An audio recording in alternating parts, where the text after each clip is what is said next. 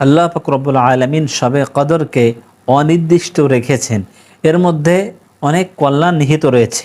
উলামায়ে কিরাম এর অনেকগুলো হিকমত বর্ণনা করেছেন। এক তো আল্লাহ পাক রব্বুল আলামিন যদি শবে কদর নির্ধারণ করে দিতেন কোন রাতে হবে, তাহলে মানুষ শুধু ওই রাতেই ইবাদত করত, অন্যান্য রাতে ইবাদত না করে ঘুমিয়ে থাকতো।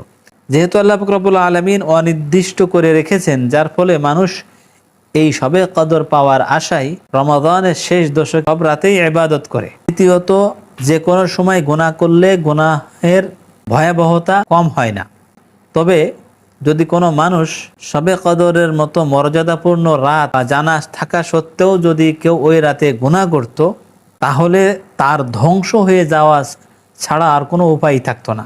তৃতীয়ত, যদি আল্লাহ পাক রব্বুল আলামিন শবে কদরকে নির্দিষ্ট করে রাখতেন, তাহলে যার কোনো অজরের কারণে এই রাতের ইবাদত ছুটে যেত, ইবাদত করা থেকে সে হতাশ হয়ে যেত। চতুর্থত, শবে কদর অনির্দিষ্ট থাকার কারণে বান্দা বিভিন্ন রাতে জাগ্রত থেকে ইবাদত বন্দেগী করতে থাকে, অনেকে ইতিকাফ করতে থাকে, যার ফলে তার আমলের পাল্লা ভারী হতে থাকে। তো শবে কদর অনির্ধারিত অনির্দিষ্ট রাখার ফলে বান্দার সওয়াবের পরিমাণ বেড়ে যাইতেছে, কমতেছে না।